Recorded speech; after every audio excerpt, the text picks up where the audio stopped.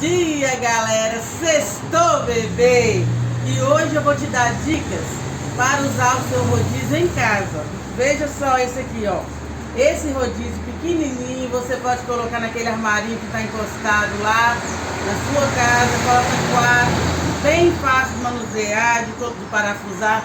Pega aquele parafusinho pequenininho, você mesmo coloca, vai parar de passar raiva.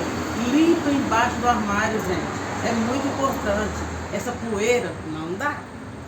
Esse aqui para você colocar no freezer, que está lá parado. Olha só, que coisa maravilhosa. 80 quilos que ele suporta.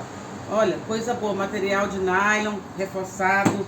Esse aqui você pode colocar na sua bancada para limpar de baixo, né, gente? Que ninguém merece ficar agachando. Esse aqui é para você colocar no seu fogão, na sua geladeira, já vem com freio, ok? Top de linha.